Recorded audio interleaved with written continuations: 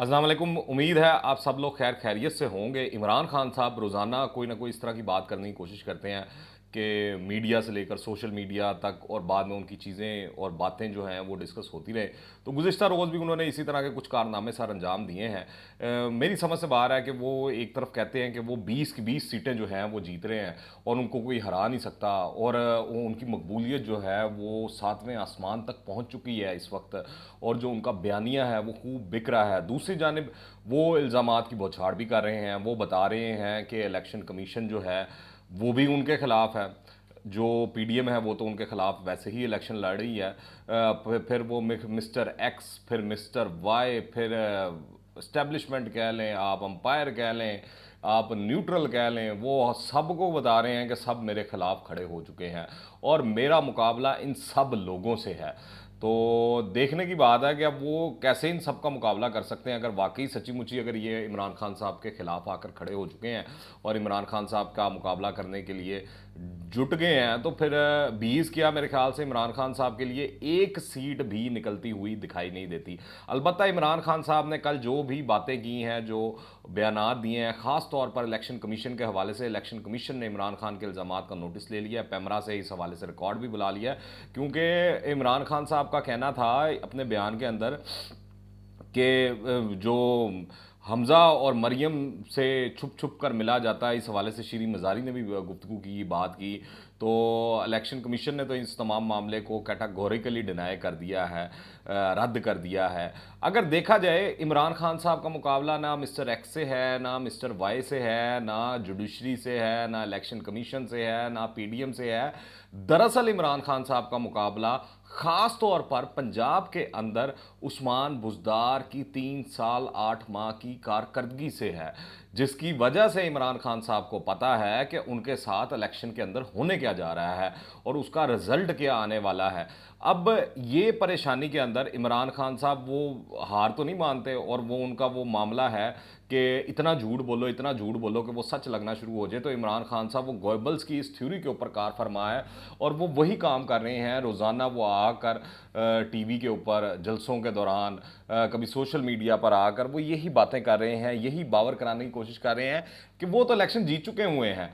तो अगर जलसों ने ही फैसला करना है, अगर सोशल मीडिया ट्रेंड्स ने ही फैसला करना है, तो फिर इलेक्शन करवाने की क्या ज़रूरत है? ये इस इलेक्शन कमीशन का क्या ज़रूरत है? इतनी बड़ी एक्सरसाइज करने की क्या ज़रूरत है? चीज़ें ज़हन में आती हैं इस हवाले से।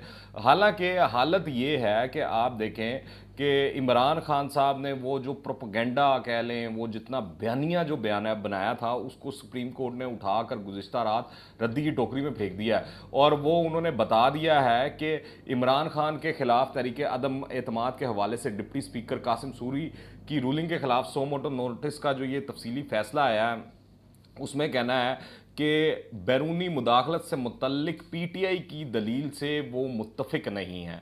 तो ये बड़ी एक सेटबैक होना चाहिए तहरीक इंसाफ के लिए। मगर आप देखिएगा, इमरान खान साहब ढिठाई के साथ इस मामले के ऊपर, इस इशू के ऊपर भी खड़े हुए आपको दिखाई देंगे, क्योंकि वो कप्तान ही क्या जो हार मान जाए, वो कप्तान ही क्या जो पीछे हट जाए।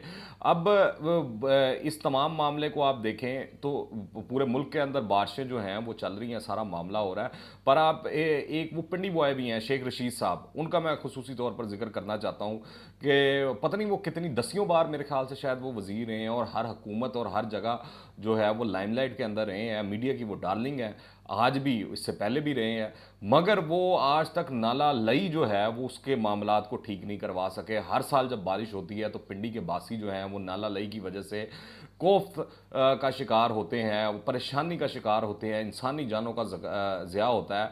शेख रशीद साहब की आप खूबसूरती देखें कि उनका अपना फार्म हाउस फ्रीडम फोर्टीला वो तो बन गया, उनकी जायदादें ज़मीनें वो तो बन गई, रकबे तो आ गए उनके पास, पर वो आप देखें नाकाम रहे हमेशा। वो मुशर्रफ की भी डार्लिंग थे, इमरान खान साहब की भी डार्लिंग थे, जौन सी वजारत पे उन्होंने हाथ रखा उनको दी गई, मगर वो नाला लई जो है उसके जो प्रोजेक्ट था उसको नहीं वो बनवा सके। कैसी अजीब बात है, सोचने की बात है। और इस मुश्किल वक्त के अंदर वो अपने हलके को छोड़कर, अपनी आवाम को छोड़कर पंजाब के अंदर आकर तहरीक इंसाफ के इलेक्शन के लिए कंपेन कर रहे हैं।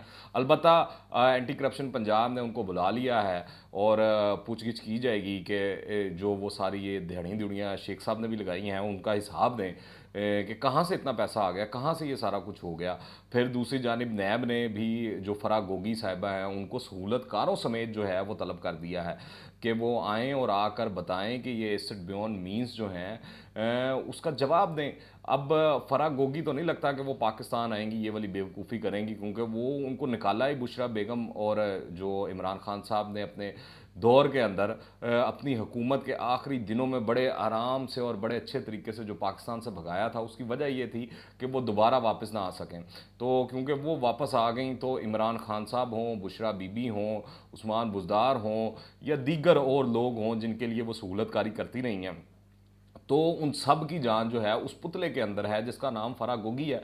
तो फ़राह गोगी तो किसी सूरत वापस नहीं आती हुई दिखाई दे रही हैं। अलबत्ता नैब अपने तौर पर जो केस कूस उसने चलाने हों वो चलाता रहे। दूसरी जानिब एक और भी चीज़ है कि धांधली धांधली का बड़ा शोर मचाया जा रहा है तहरीक इंसाफ की जानिब से।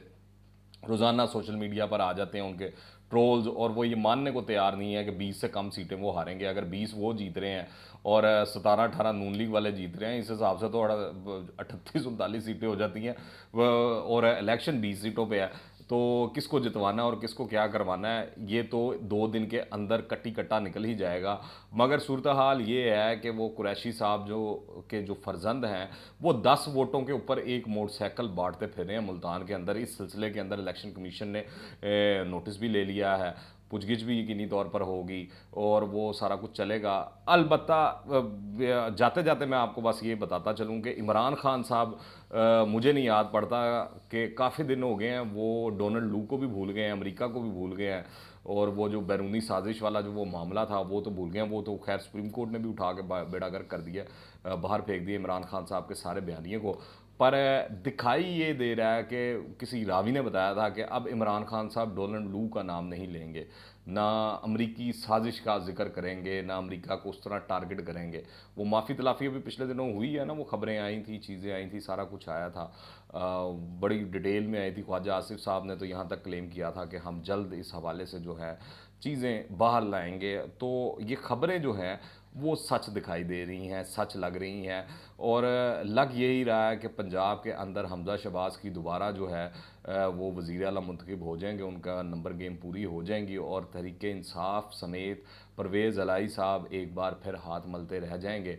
और उसके बाद का जो मंजरनामा दिखाई दे रहा है अगला पूरा 1 साल, इमरान खान साहब और तहरीक इंसाफ यूं ही एहतजाज, कभी लॉन्ग मार्च, कभी जलसे, क्योंकि आगे अब मौसम भी बेहतर हो जाना है आने वाले दिनों के अंदर। ये बस बरसात का मौसम है, ये गुजर जाएगा तो उसके बाद अगस्त सितंबर के बाद से मौसम बेहतर होना शुरू हो जाएगा। तो यही चलेगा, एहतजाज वगैरह यही दिखाई दे रहा है। अलबत्ता अच्छी खबर ये है कि IMF के साथ पाकिस्तान की जो डील है वो मैच्योर होगी और 2023 तक ये चीज़ें जो हैं वो चलेंगी। उम्मीद यही की जा रही है कि पाकिस्तानी मईशत को किसी ना किसी पासे लगा दिया जाएगा, किसी ना किसी जगह पर ट्रैक पर डाल दिया जाएगा ताकि वो अपने ट्रैक पर चलती रहे।